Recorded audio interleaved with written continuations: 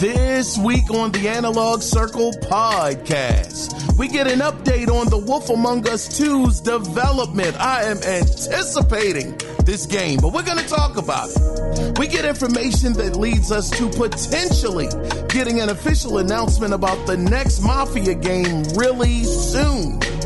One of PlayStation 5's launch titles could be making its way over to Xbox. And the Nemisis system could be getting updated based on new documentation.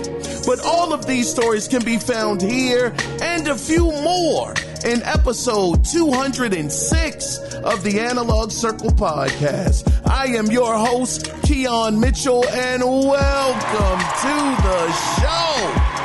Welcome. It is always a privilege and a pleasure to have you guys here.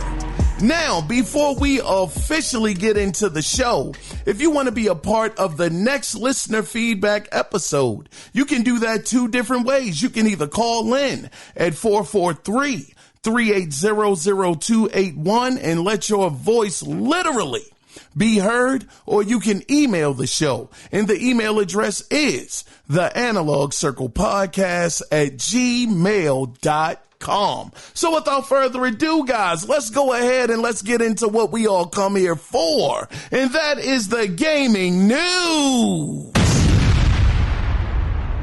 that went down. So let's go ahead and let's get things started with the story that I got from Nintendo Life.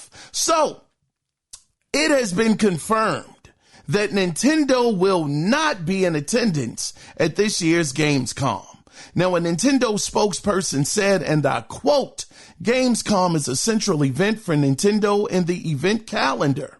However, this year, after careful consideration, we have decided against participating in Cologne. Players can try out the games for Nintendo Switch instead as part of other Germany-wide events." End of quote. So this makes me wonder. Now, we've heard these reports coming out about Nintendo actually pushing back the launch of the Switch 2 because they don't have that software. They don't have the software where they necessarily want it to be, where when the console does release, they're going to have that possible killer app that's really going to get people to go out there and buy the Switch in droves. So we know that to be maybe not a fact because Nintendo hasn't officially come out and said that, but it is under the rumor boulevard banner, as it were, that is the situation at hand. So maybe Nintendo is feeling like, hey, it's no need of us going over to Cologne. We don't really have those titles that we really want to show off. Nothing to get the crowd extremely excited. We're going to hold off on that show. And to me, if you don't have anything to show, it's understandable. Now, the thing that I am still hoping for when it comes to Nintendo is that they will at least have a Treehouse event at E3. I've kind of gotten used to seeing Nintendo there at the E3, not necessarily the E3 stage, but during E3 season to actually show off some of their games. Now, if they're not there at that event or have anything going on at that time, then it may be a reason to not necessarily panic. I wouldn't panic at all, but it just may mean that they don't really have anything substantially coming out this year. But nonetheless, we'll definitely be able to see something in the very, very near future. I mean, May is on the horizon, which means we're definitely going to find out if Sony is doing a show next month, whether it's a big show or it's just that regular, the PlayStation Direct that they actually have. So we'll definitely see what happens when, in the next coming weeks, days, and whatever. Not months. Might be a couple of months, but we'll see. Y'all know what I'm saying. Let's go ahead, though, and let's move into the next story, which I actually got from Twisted Voxel. So, one of my most anticipated games this year, of course, is Stellar Blade, It has finally they have given us information on when the review embargo will be lifted. Now, the official day it'll be lifted is on Wednesday, April 24th, 2024, which is actually 2 days ahead of schedule when the game will officially release. So most of the time when this happens, when a game actually is getting reviewed 2 days prior or a couple of days prior to it actually coming out, they're very positive on it. They really feel like the reviews are going to be very positive. It's going to be well received. So that's the kind of angle that I'm looking at it from. I think that, Stellar Blade, in my opinion, I'm thinking that it's going to come away with a Metacritic score of anywhere between 83 and 87. That's what I'm guessing it's going to fall somewhere in between there, because that demo, and of course you can't base everything off of a demo, but a demo does give you a really good sense and an idea of what the game actually is. And based off of that demo, that game has got to hit at least, it's going to be in the 80-ish range, 80s something range. Like I said, anywhere between 83 and 87. If I was to give it a score and I was to make a prediction here, I'm going to say it's going to fall somewhere around 85. I'm going to give it 85. That's the score that I'm going to go with, that it's actually going to come away with on the Metacritic. I'm curious to know, though, what do you guys think it's going to fall under? You think it's going to be a 76, a 82? Do you think it's going to fall short? Do you think it's going to be in the 60s? I highly doubt that. But we will definitely see. And I will say this, for this to be Shift Up's first game, their first attempt at a AAA title, I got to say as far as the demo goes, at least as far as the demo goes, I want to really put that out there and drive that point home. They have done an excellent job, man. They have done fantastic. Gameplay, graphics, possible story. I think they got something on their hands, but we'll definitely see in the next couple of days, because we don't have to wait that long. Let's go ahead, though, and let's get into the next story that I actually got from Insider Gaming. So according to Twitter user Kura Cases, now you spell his name K-U-R-A, Kura, and K-A-S-I-S. I'm saying Kura Cases. But he's reporting that Take-Two is preparing for a Mafia series announcement in the near future. Now, the interesting thing about I'm butchering this guy's name, I know it, but Kura Cases, the interesting thing is he finds early information on games by discovering trademarks, which could mean the latest Mafia game could have recently had a trademark filing and could be getting ready for an announcement. I mean, after all, I just talked about it.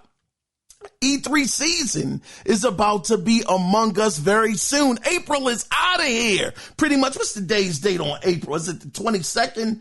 21st, April 21st, a couple of days, it's May. So E3 season is definitely among us. It's going to be among us very soon.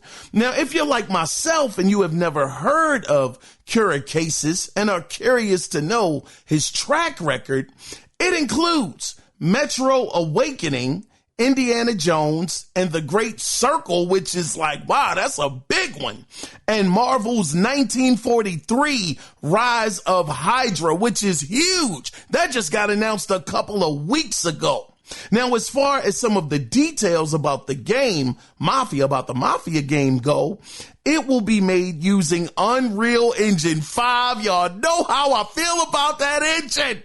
I'm excited about that. It's going to be made in Unreal Engine 5. And it will be a prequel, allegedly, and will take place in Sicily, which, if I'm not mistaken, I'm not that great on history, but Sicily, is that the place where the Mafia was actually, I guess, introduced, where it was made, where it actually got its start? I believe it was in Sicily, but you guys can always correct me. So I'm going to tell y'all, Mafia 3. I thought that Mafia 3, and I've said this 100 times, but I gotta say it again. I thought Mafia 3 was going to be the game that was going to bring that franchise up to the level that I was hoping it was going to, because usually when you have a game or a franchise that actually gets to that doggone third title, that's usually when they find their footing and they're off to the races. I think of Grand Theft Auto 3. I think of Saints Row the Third. That was when they really kind of got to their apex and kind of popped. So I was hoping for the same thing for Mafia 3. And even though that did not happen, I have to say the storytelling from Hangar 13, I believe that's their name, Hangar 13, is immense. The story in Mafia 3 was incredible. I enjoyed it. I loved the undertones of that time period where you would be in certain neighborhoods and, man, he was black. The brother was an Afro-American and he would be in a Caucasian neighborhood. They calling the police. Oh, shucks. I said, man, this is amazing. This is incredible. So it was a period piece. And I love that about the game, that they did not shy away from what was going on at that time. So again, the storytelling is fantastic. The gameplay, it wasn't bad. The graphics, the graphics was okay. But that storyline for me, that's what actually took me through that game. Even going from Mafia 3 all the way back to the original Mafia, which I played the remake, the remake, that version of the game, playing that in now that was an improvement. I will say gameplay wise and graphics wise, that was a really, really nice size improvement over Mafia 3. But even the story did not falter. It was fantastic. So I'm just thinking that with Unreal Engine 5, these guys have had quite some time to get some things together, get some things in order. Again, just thinking about the time period that it's going to be taking place in, the place where it's going to be taking place in Sicily. I'm just so interested in, is this going to be, I don't know, is this going to be one of Tommy's, one of his past relatives or what? Where are they going to go? I mean, even some of the earlier reports were talking about, of course, you becoming a boss, a Don, and being able to take over certain territories and possibly be able to, go to war with different factions or become allies with other factions. So I'm curious to know how that's going to kind of play its part in the game. It's either way, this is a game I'm really excited about. I don't know who's going to make the announcement. Is it going to be Sony? Is it going to be Xbox? Is it going to be on Jeff's stage at Summer Game Fest? I don't know. But again, this guy's track record is fantastic. Marvel's 1943 Rise of Hydra a couple of weeks ago. Matter of fact, this Metro Awakening, I thought this was a past title. This is another title. Now I don't want to lie to y'all. Hold on. Let me make sure. When is Metro Awakening releasing? 2024. According to Metastore, Metro Awakening, heading to MetaQuest 2, 3, and Pro in 2024. Ah, darn, this joker is covering MetaQuest doggone title. Golly. So this guy is all over the place. So I'm hoping, for me, being a big Mafia fan, I've been waiting on this game. I'm hoping that this information is true, but only time will tell. Somebody during the E3 season, please make this announcement, and hopefully, we will get gameplay on this game. But let's go ahead and we're going to switch over into the next story. So this next story, I actually got it from Game Rant.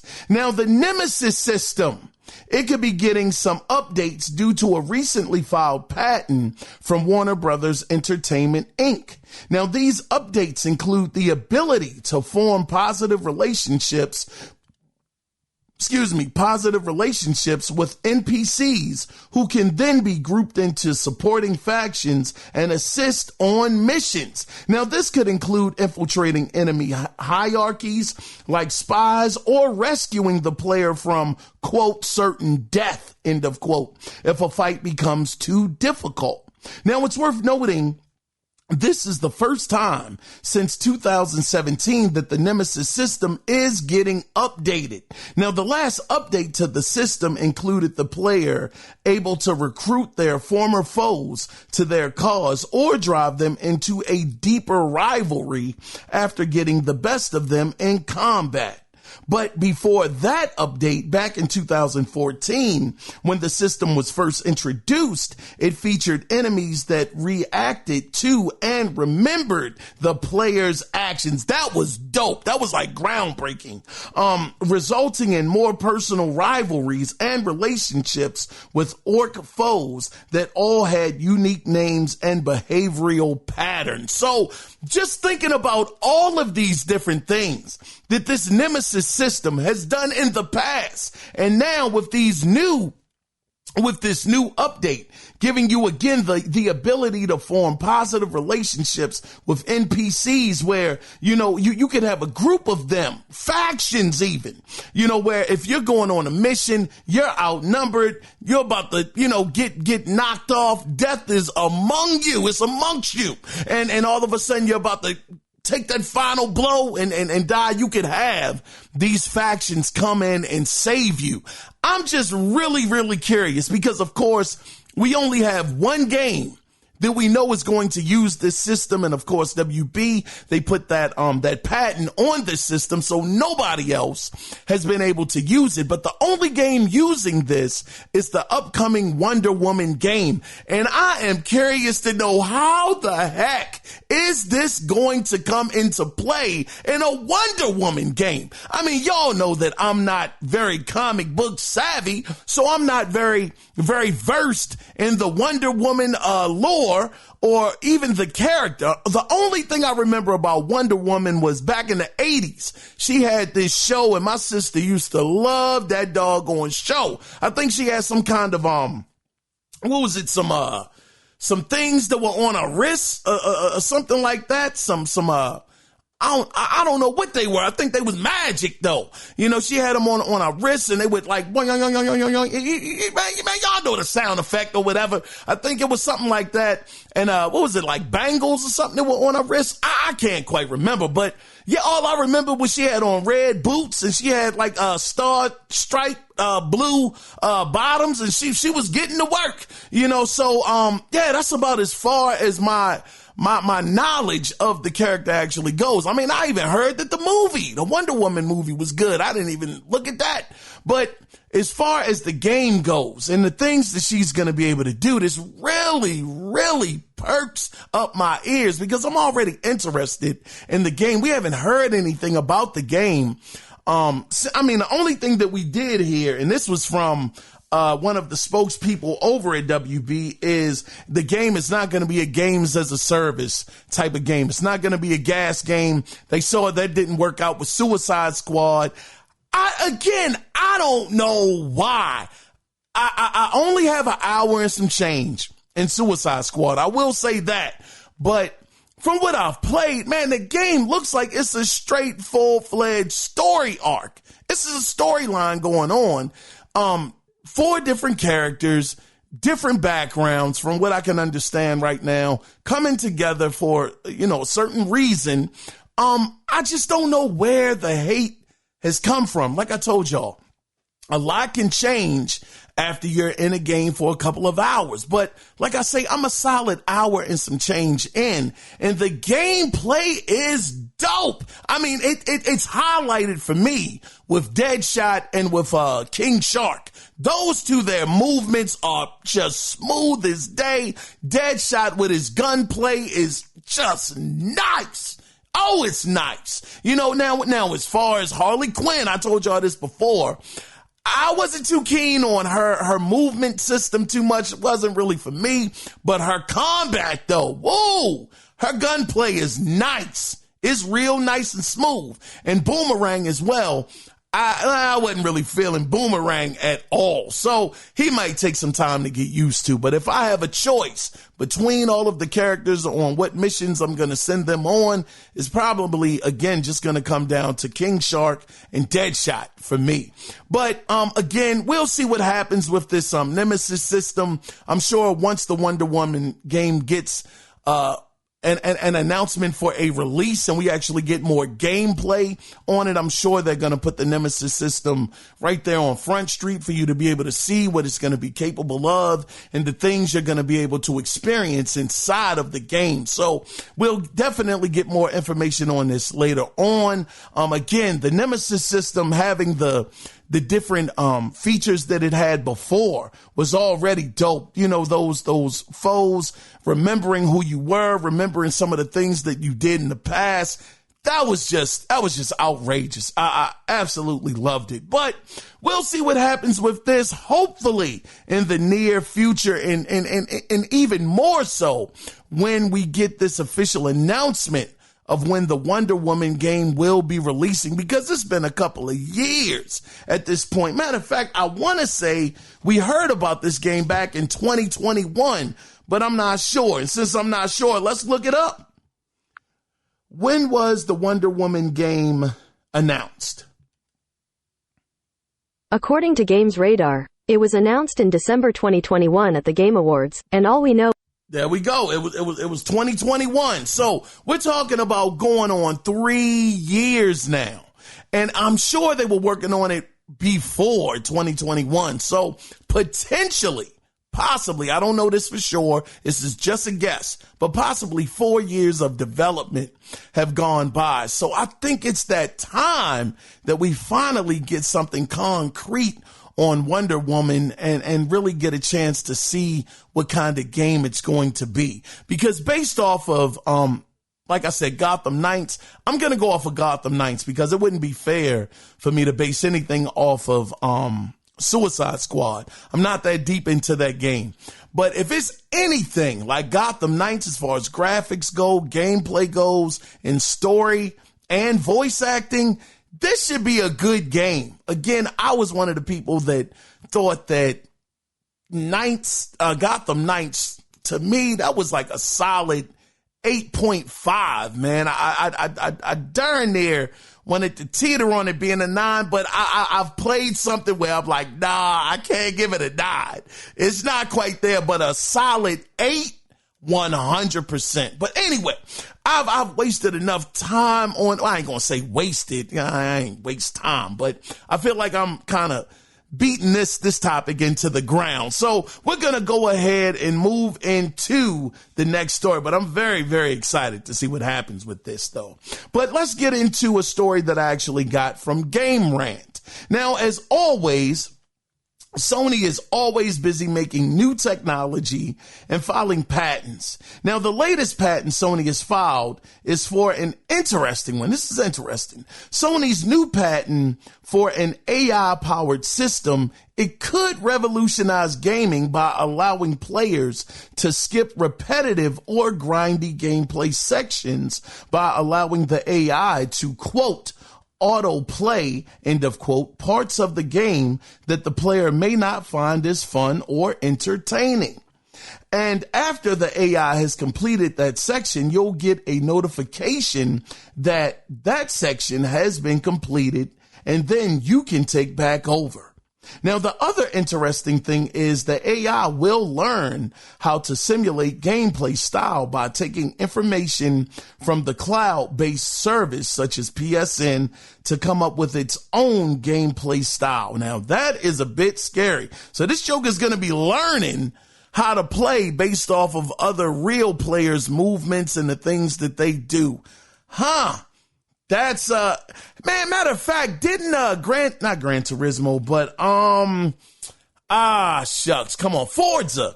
Didn't they say that's what Forza was supposed to do years ago, back in the day, back when I think the Xbox One was actually being launched? I think that was one of the features that they talked about where you would be able to not necessarily be online, but people racing against your profile or something like that would actually be racing against you because the AI would figure out your racing patterns based off of the cloud. I think that's already been done now. Now, granted, I don't know how successful Forza was at actually picking up the AI, actually picking up on the driving habits. But to me, it just kind of seems like it's going to be kind of like a rendition of that. But anyway, let me continue on with the story. Also, to take this AI option a step further, you will have the chance to turn on this option before these slower parts or grindy sections of the game even happen. So you will be able to completely skip these sections automatically. But as always, not all patents come to pass. So, we'll have to keep our eyes out on this one. And for me, I don't dislike this being a thing. Options are good, but I'm a little on the fence with this. I think it can take away from the game, but at the same time, you're not forced to use it either. So if you're a person like me, like case in point, I gotta say this, man. Ratchet and Clank Rift Apart. Golly, I gotta talk about that later. And this is where the question, I know y'all saw it, but this is where the question is gonna come from. But not to get into that part of it, just to keep it surface level, I was playing Ratchet and Clank Rift Apart, and the thing that I loved about this, about the design of the game, that Insomniac actually made an option, was they have these puzzle parts in the game. And those puzzles, they can be, oh man, not necessarily tedious, but they can kind of take down the fun factor. It was taking down the fun factor for me a little bit, playing as Clank and as Glitch.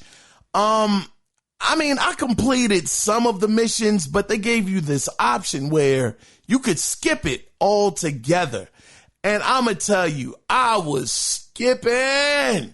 Man, brother, I was skipping left and right with some of those missions. I was playing for a little while, and I'll be like, nah, I can skip this, skip. And I would skip out of there. And I will say, even though I skipped those parts, those puzzles, as a whole, the game as a whole, I don't think it took away anything from my enjoyment of the game. If anything, I think it might have added to the enjoyment of that game, because I didn't have to grind through a part of the game that I didn't necessarily want to go through to begin with. I wanted to get back to the main things that were involved. Now, granted, I will say for the Glitch character, and it's no spoilers here, but it was nice to see the evolution of that character, where they started out and where they actually ended up. It was a nice story arc there. I can definitely say that, because some of the missions I would complete, other ones I would skip, but I got enough of her background to see a little bit of an evolution of that character. So sometimes, depending on what it is, skipping certain things, it may take away from that with this new technology. But again, the option to be able to, because not everybody is going to care as much about certain aspects of a game versus others. Some people just want to dive into the action, don't want to have to do the puzzles, don't want to have to do the slower parts, like they mentioned, the grinding and getting your character up to a certain level. Some people don't want to do that. If it's a way to skip it, they'll skip it. And just the fact that they're giving you that option to be able to skip it if, and of course, this is a big if this technology actually comes to pass and Sony actually implements it into their games, if that does happen, them giving you that option, especially from the door, from when you first boot up the game, where if it's any grindy parts of the game and you're not going to want to do them and you can skip them. And once it's done, they'll just kind of, I guess, ping off or let you know that that section of the game is done and you can jump back on the sticks and continue to move forward. I don't think that's necessarily a bad thing, because again, we all game different. Our gaming habits are different. Some of us aren't going to have that time to actually use, not just use that character, but to have to grind with that character to get them to a certain level in order to proceed forward. So, I mean, I kind of see both sides, the good and the bad. To a certain degree, it could be taken away from the experience of the game, but the positive is for someone that doesn't want to go through that, they're not forced to have to go through that, and they can get to the parts of the game that they want to play. So, I don't know. I mean, it's definitely something that could be a good conversation. I mean, would that be something that you guys would do? Would it be something that, y'all be like, look, I don't feel like grinding this right now. I got to work in the morning, or I got to be to work in 7 or 8 hours. I would love to skip this and move to something else that I would much rather be doing when it comes to this game. I would love to get you guys' thoughts and opinions on that, and start up a good conversation with y'all. And as always, if you wanted to, you got those two different ways, either call in or email the show. Let's go ahead though, and let's get into the next story. So, switching into some Xbox news, and actually got this story from VGC. But the once PlayStation exclusive Kena Bridge of Spirits has been classified by the U.S. Entertainment Software Rating Board for Xbox Series X and S. So it looks like Xbox fans will get a chance to experience this fantastic game, possibly very, very soon. I mean, after all, Ember Lab co-founder and COO Josh Greer did say in an interview, and this is his quote, he said, quote, "We are currently focused on our launches for PlayStation and Epic Games Store, which are timed exclusives. We will look into other platform releases after launch and a rest." End of quote. Well, the game, if you weren't aware, the game released back in September of 2021. So almost 3 years ago. So I guess at this point in time, the team should be well rested. I'm going to say this. Kena Bridge of Spirits. Oh man, I'm all tongue tied, whatnot. That game, that was like one of the first games. That might have been the third game I got. I know I got Ratchet and Clank, Spider-Man Miles Morales, and I believe Kena Bridge of Spirits was the third game I bought. And I have to tell y'all, that game was a charm. It was fantastic. 8.5.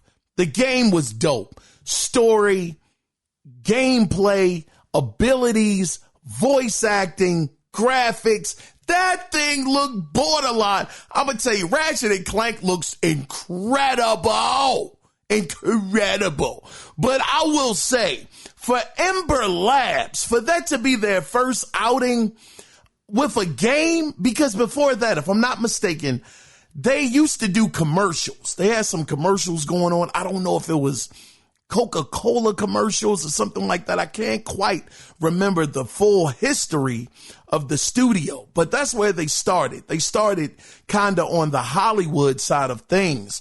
And I'm going to tell you, they brought all of that knowledge over to Kena Bridge of Spirits. And I mean, their first time out the gate, darn, they did fantastic. That game is a solid 8.5. Incredible. Just the things that they were able to do, even the implementation, it wasn't like a lot of it, but I did appreciate the fact that they even implemented some things with the DualSense controller, as far as the game's mechanics went. I thought it was just fantastic. It seems like PlayStation has an eye. They got a darn good eye for talent. I mean, we're talking about Shift Up. Of course, we got to wait to see what that game does on the Metacritic, but it looks like they're going to be pretty good. And then you have Ember Labs as well being another.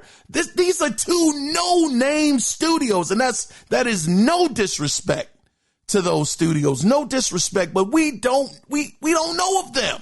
They don't have a track record or anything to go off of. That's why I'm putting it in those terms as a no-name studio. We don't know anything about them. They have no history.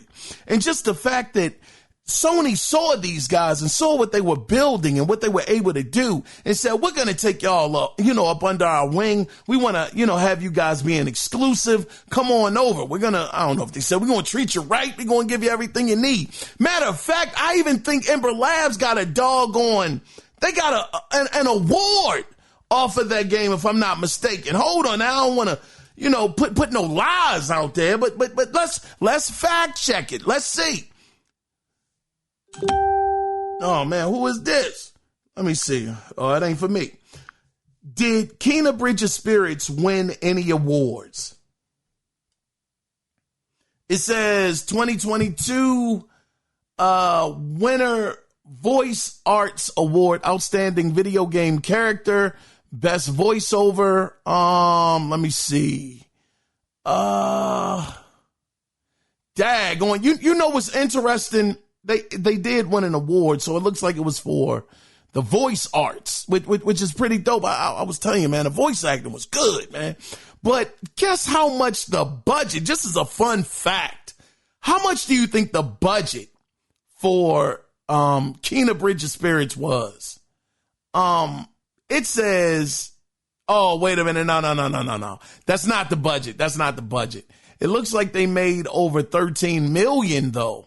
They're saying they estimated, this is from Steam revenue. They're saying that the game actually made over 13 million in gross revenue. Well, how much did it cost? How much did Kena Bridge of Spirits cost to make? Let's see. It doesn't really give a budget. Let's see. Ain't no way that joker cost no $1 million. How much did it cost to make Kena Bridge of Spirits? It says 1 million. I don't believe that. That's a lie. Ain't no way that game cost no million. If they made Kena Bridge of Spirits for $1 million, the whole industry is messed up. They are totally messed up. But anyway, look, I've definitely put a little more time on this than I was expecting to, but Kena Bridge of Spirits was such a fantastic game, and just the fact that Xbox fans could possibly be able to get this on the platform to play it, I would recommend it. Highly, highly, highly recommend playing Kena Bridge of Spirits. It was a great game. That joker did get hard, though. I will say it was certain bosses in that game, man. Golly. I said, listen, man, I don't know if they were trying to go with the Demon Souls or the Dark Souls route with this difficulty, but some of those bosses, man, listen, man, I'm not ashamed to say I had to bump that doggone difficulty down a little bit with some of those jokers. Yeah, I had to bump it, especially that last boss. Oh, wait. Man, I was on that joker for like an hour and some change trying to beat him. It was hard, but either way, the thing that I'm trying to say though is the game is so good. Definitely check it out. Again, it's not 100% confirmed yet, but it does look like it is coming to Xbox based off of the U.S. Entertainment Software Rating Board. But we will see. But let's go ahead and let's get into the next story. And this story, I actually got it from The Gamer. So some of you may remember The Wolf Among Us 2 being announced back in 2019. But since then, it's been crickets. Now, we did hear a vague release date of 2024 at one point in time, but not even that was concrete. So, since it's been so many delays with the game, that 2024 date, don't know about that. That's shaky as a mug. But last week, the developer did give an update to the game's progress by sharing 4 new screenshots of the game and explained that the team behind the title is, quote, heads down, end of quote, at the moment, which is why we have heard so little about the game, and that Telltale isn't ready to give players a big update just yet, or on whether the team will hit its goal for 2024 release date. So they're not trying to give any big updates, and they definitely are not committing to that announcement of a 2024 release date. The thing I will say about The Wolf Among Us, I think I brought this up last week, that was the first Telltale game I played. I know that The Walking Dead was out first. I played the demo of it, and I was like, man, this is a point and click. This is PC. I don't do these games, so I kind of got up off of it, even though I will say it was interesting. I actually ended up buying all of the seasons of The Walking Dead and didn't play any of them yet. They're still on the Xbox One. I've never even cracked them open to try them. But that was actually, to be fair, that was after I played The Wolf Among Us. The Wolf Among Us got me to try out all of those other, well, not all of them, but it got me to buy The Walking Dead, and it also got me to buy Batman, a Telltale series based off of The Wolf Among Us. So I hold that game in very, very high esteem. I absolutely love the character Bigsby, even his supporting cast around him. Snow White, what was his name? The Lumberjack. I'm forgetting his name, but just the fact that they were based off of fable characters, and these jokers was cussing, man. It wasn't no joke. These jokers was using straight adult foul language up in this joint. Seeing the three pigs, and I forgot his name, his friend. He was the Toad, and he had a son. Oh man, I can't remember his name, but it was just, the whole game was so dope. I mean, man, these characters were going through it. I mean, golly, Bigsby out there having to arrest people, having to tell people they're going to have to go to the farm if they don't get it together. So, I mean, I was glued to that game when I bought it. When I got it, what was that? I think it was like a day after my birthday, I actually got that game. So it was just incredible. So for me, I've been really waiting on this sequel, because again, it just holds a special place, because it got me to try out some Telltale games that I probably would have never tried out before. And it just left that much of an impact on me. So I'm hoping that Telltale, they'll get it together. I think they're are they under Skybound? I think right now, I think they're underneath their banner as well. So I'm just hoping that this game actually comes to fruition. Please get this out to us. I just hope it doesn't get canceled. If it needs more time, if it has to be in the oven longer, so be it. I think that's also been about 2 or 3 years since that announcement was actually made, and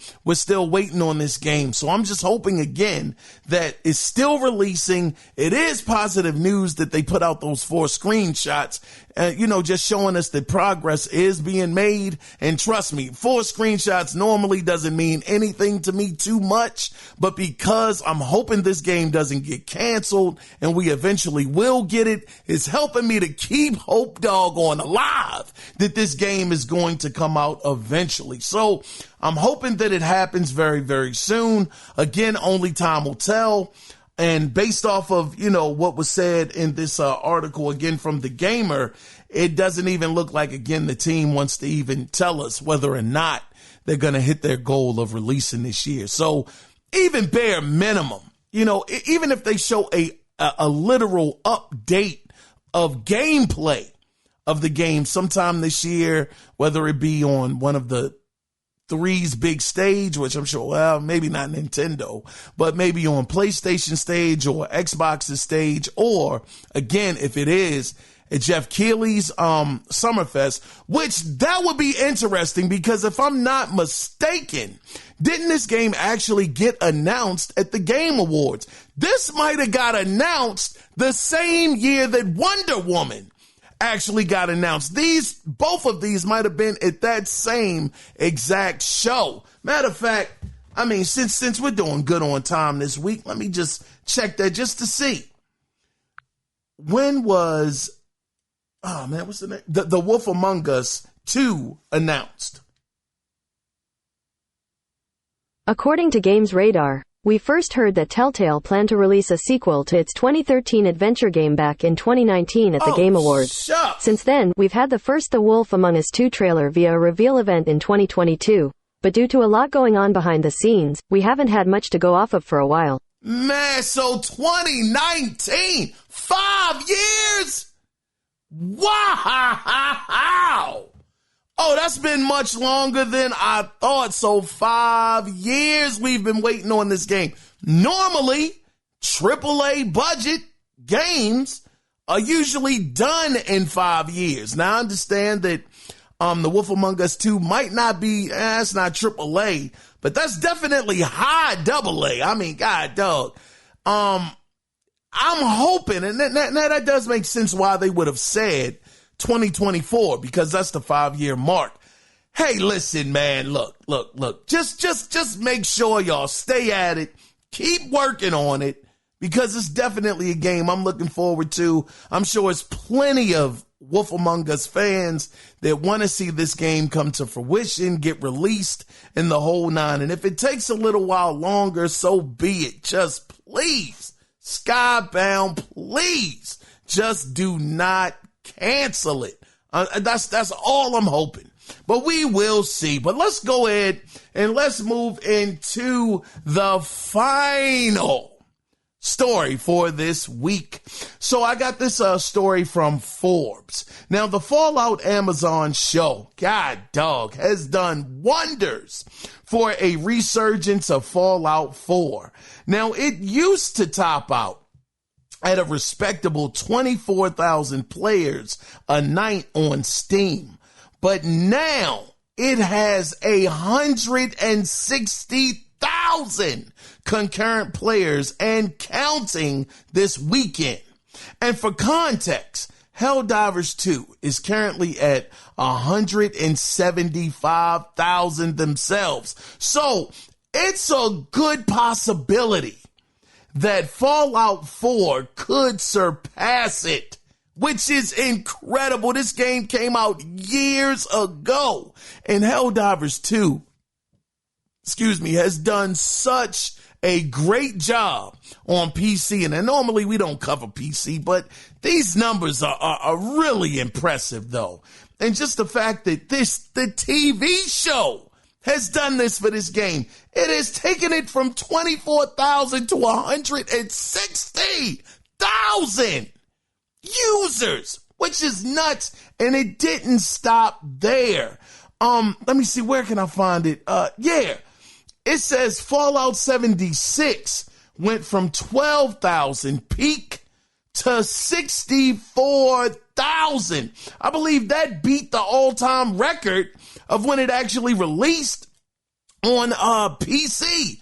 I believe I might be capping on that one, but anyway, Fallout 76, it went from 12,000 to 64,000. Fallout New Vegas went from 6,000 peak to 37,000. And Fallout 3 went from 1,000 peak to 10,000. God, dog, I gotta clap it up for it. Sheesh. That's huge. That is huge. That is unbelievable. Going from 1,000 to 10,000. That is nuts.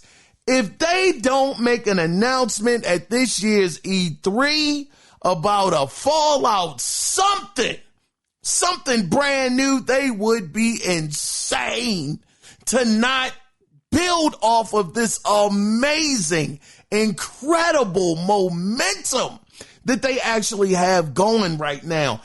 I don't even know, man, did the numbers even go up that much during the Last of Us TV show? That the numbers fluctuate that doggone much? I don't know, but That is absolutely staggering to go from 24 to 160,000. From 24,000, God darn, incredible, absolutely incredible. But that's not the only thing that I wanted to cover as far as Fallout goes. Let me see, it was something else here. Yeah, now if you're a fan of the show, the Fallout show, Dark Horse Comics have unveiled they will be releasing 3 collectible Fallout TV show statues ranging between $60 to $70, which is that's a respectable price tag. That's not going to break the bank. I guess that's what I was trying to say in so many words. But the first statue is Lucy, who stands at 7.5 inches tall with a 5-inch base. They're going to have the Ghoul, who stands at 8 inches tall with a 5-inch base, and Maximus, who's a member of the Brotherhood of Steel. He's going to actually stand at 10 inches tall. For any of you guys that are interested in these statues, making them, getting them for collector's items or wanting to display them on your shelf, your video game shelf, your bookshelf, whatever shelf that you have. If this is something you're interested in, go over to Dark Comics and you should be able to, pre-order it right now. And again, with that $60 to $70 price tag, that's not going to break the bank. I know we all have different thresholds of money that, we consider a lot or not a lot. But for me, $60 to $70 for a statue, that's pretty doggone reasonable, very reasonable. And I will say the statues looked really, really good. They were very, very nice looking. So, definitely check them out. You'll be able to see them. They had a whole 360 pictures of them showing you different angles of the figures. So, well, I should say the statues. But anyway, though, that is the end of the gaming news this week. Well, it is an absolute crazy difference. Man, this is a huge difference between, and shout out to them too. Shout out to everybody that always writes in, that calls in, man, Crimson Phoenix, Cody Clark. Last week we had Goose, that actually called in. Shout out to you, good brother. So I don't want y'all to take this in any kind of way, because it's not to be taken that way. But it is amazing to see how fast the show goes. When I'm just covering the news. It's that's crazy. But anyway, there is not going to be any video game theater this week. Not at all. What I wanted to do, though, is I wanted to just jump right in to the question of the week. And, you guys saw it. I alluded to it a little earlier in the show, but let's go over it officially. And I know this may be controversial for some, but is Insomniac Games a better developer than Naughty Dog? And I'm only asking this now. You guys that have been around for quite some time, y'all know that The Last of Us Part 2 was my game of the generation during the PlayStation 4, Xbox One generation. It was the best game I had played ever during that course of those 7 years, from 2013 to what did it wrap up in 2020? It was amazing. It had story, amazing story, a twist that none of us saw coming. Graphics were absolutely insane. Gameplay was remarkable. I mean, the voice acting, storytelling, gameplay, graphics. You can't do any better than that, in my opinion. Absolutely astounding what they were able to pull off. So I hold Naughty Dog at a extreme high level, extremely high. Top 3 developers, top 3 in the game. I hold them that high. But I got to say, God darn it. Over the weekend, I finished Ratchet and Clank Rift Apart. Holy smoke. Gosh, that game needs a standing ovation. Oh my gracious. I have never, now I know some of you guys have probably played Rift Apart, and y'all may not feel the way that I feel right now. It's all subject. Everybody has different feelings. But for me, I had not played a game that had me literally cheering like I'm watching a freaking movie, on my feet, just clapping for different parts that happen in that game. This game took me on such an amazing roller coaster of a ride that by the time it was over, God, dog. And it maxed out. I did do 17 hours. I told you, I thought it was going to be about 17 hours by the time I finished. Hit it right on the nose. 17 hours. It took me to beat that game. And I have to say, God darn, what they packed into that 17 hours. Oh my gosh. Incredible. I mean, absolutely unbelievable. It had me sitting there just in awe and amazement, just like The Last of Us Part 2. Had me sitting there in awe and amazement, and I had to go back in my mental Rolodex. I had to go back. Two completely different games. One, you would say, is more geared towards a younger audience. Ratchet and Clank, of course. Then you have one on the complete opposite spectrum, being made for mature audiences. I mean, the violence in The Last of Us Part 2 is unmatched. I mean, the way Ellie just, oh, shucks. The way she did the girl that was protecting her friends and how she had to take her out. God darn, that was just brutal. So we're talking about both ends of the spectrum. But to me, God darn, Ratchet and Clank and man, listen, that's it, brothers and sisters. That's it, Tommy. For me, Ratchet and Clank as a whole, I'm talking about fun. I'm talking about just the fun that I had in that game. That game was so much doggone fun.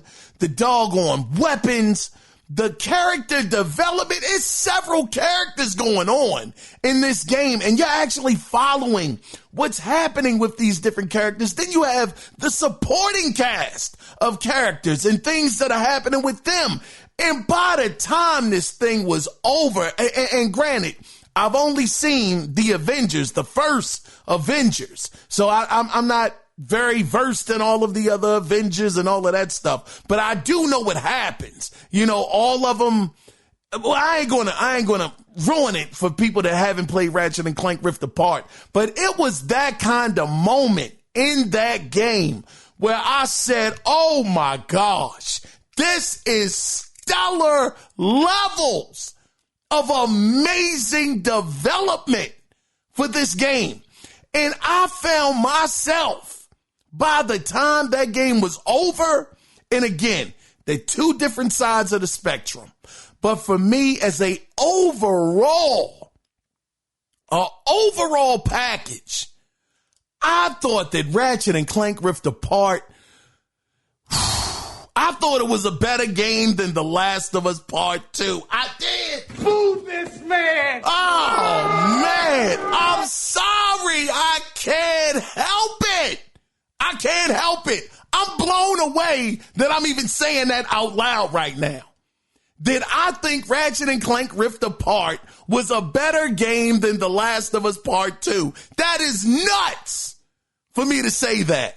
Because I've always held The Last of Us Part 2 in high esteem, and it's still in high esteem. I hold it at its highest regard. But for me, and this, normally I wouldn't go out on a limb like this, because I know it's going to sound crazy to some of y'all. But to me, Ratchet and Clank Rift Apart is a 10 out of 10. It is a perfect game. And I know that games are not perfect. I know they're not. They inherently have flaws in them. But for me, starting that game to the very end, it was the best roller coaster ride I have ever been on with a video game of that stature, especially a platformer, because Ratchet and Clank is kind of like a platformer to a certain degree.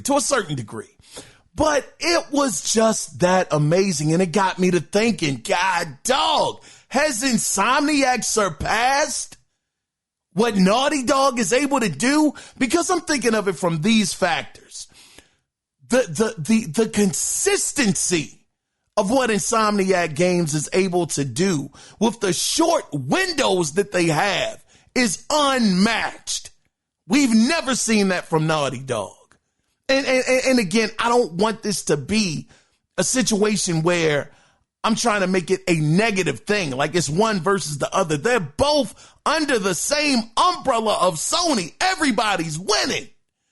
But I love having these conversations because for the longest time, Naughty Dog has been held, and they are still held at that golden platinum, that level. They're held at the highest level possible. For me, some people, others may differ.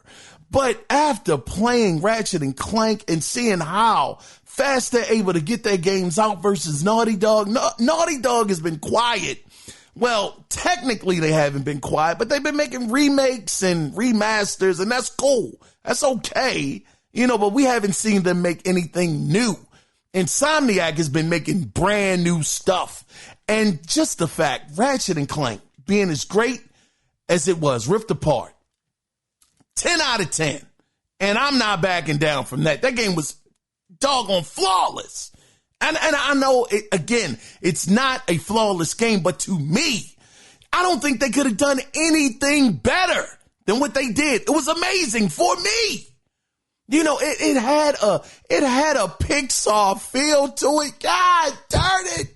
It was magic.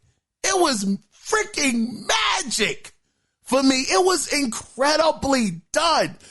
Fantastic work, Insomniac. And then after I finished that, now, God darn. Now I'm playing Spider-Man 2. Oh my gosh. Oh, shucks. God darn it. Woo-wee-day. Spider-Man Part 2 or Spider-Man 2 is off to an amazing start. Now, I know I got about 3+ hours in that already. Gameplay is so smooth. The different abilities that you have is amazing. Oh man, I landed inside. Of course, it takes place in New York City. We know that, but you're swinging around New York. I took the time to just dive down into the actual city, not going by the sky, to actually travel. I touched down into the city of the game, and God darn it, God darn it, God dog it, God darn it. Insomniac Games got this thing looking incredible. I mean, it's a ton of people on the street. It's a ton of traffic. It's different cars. I mean, you got vendors outside. You got people dressed in costumes trying to get you to come into the business. I mean, not literally, but they're out there, promoting it like, come on in. Of course, it doesn't do anything if you go in there, but excuse me, it's just the amount of detail. I was fighting one of the enemies and the suit started ripping. The suit literally started taking damage. I was like, oh, shucks, what?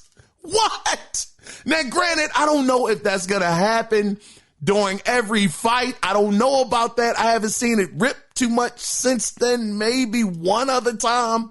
So I can't say that that's exactly what's going to happen. But the storytelling, the gameplay, the voice acting, the fun factor is there. I'm saying to myself, God darn, Insomniac is on another level. This is no longer the little brother studio. I mean, for me, Naughty Dog was always the big brother studio. They were running everything over there. It was like nobody was better than them, in my opinion.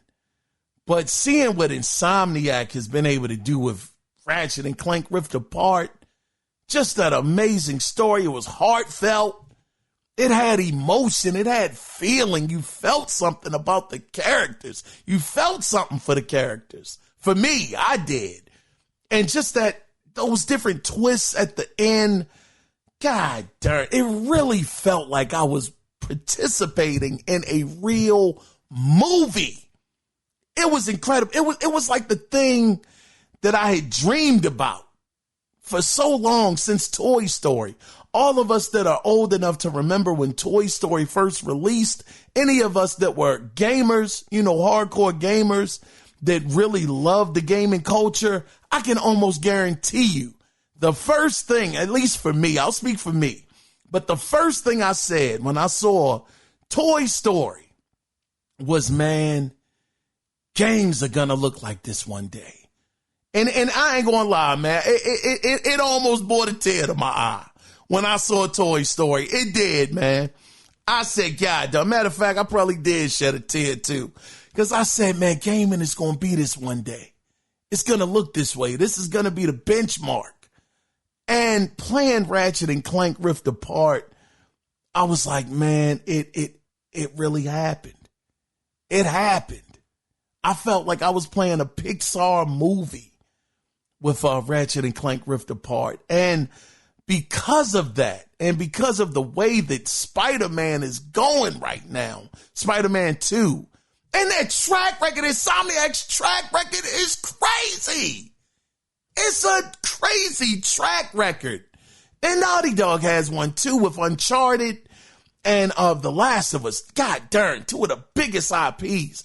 But what they have been able to do over there at Insomniac is like, man, they're doing it at a high level in like half the time, that other studios take to have those kind of results. So for me, I'm going to say Insomniac got it right now. Insomniac that's the big brother studio over there at Sony right now. As far as I'm concerned, I think they got it. I don't think that, and trust me, when Naughty Dog does come out and they start blazing, don't get me wrong, we already know what to expect. It's going to be nothing less than an incredible, sensational gaming experience. But I'm telling you, Insomniac is on those jokers' heels. And to me, they have surpassed them. To me. I'm going on record to say that I think Insomniac Games has surpassed Naughty Dog right now with the quality of games and with their consistent release of fantastic gaming experiences. Now, I got to be fair here. Again, I'm only about 3 hours into Spider-Man 2. So right now, it's starting out incredibly hot right now. I mean, that joke is coming in hot. This thing is dope as ever right now. Who knows what can happen as the game goes on? It might overstay its welcome, as some storylines or story plots might fall apart. Some things could go wrong. But based on these guys' track record, even just going back to Miles Morales being as great as that was with the story and everything, and Ratchet and Clank Rift Apart, good grief, that thing is a gem. You hear me? That thing should be a gold standard. It was just that amazing. Just going off of that track record, though, I think that Spider-Man 2 is going to be, no pun intended, I think it's going to be amazing. But I'm curious to know, I have ranted on, 10 minutes at this point? My apologies for that. But I really want to know, do you guys think that Insomniac is the better developer? Are they, have they overtaken Naughty Dog as the big dog studio over there, the Big Brother studio? Just curious to know. You guys can definitely, and I want to hear from y'all. Y'all can be a part of the conversation by either calling in, and the phone number again is 443-380-0281. Let your voice be heard. Or you can email the show, and the email address is theanalogcirclepodcast@gmail.com. I was your host, Kiaun Mitchell, and again, I want to say thank y'all. Thank y'all so much for being here.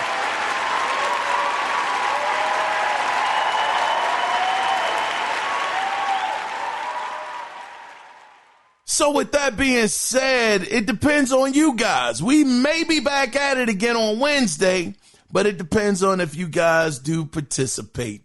So we may be back then, but if not, of course, we'll be back at it on Sunday. But until then, before we wrap this thing up and put that bow on it, always remember one thing. It is not about the consoles.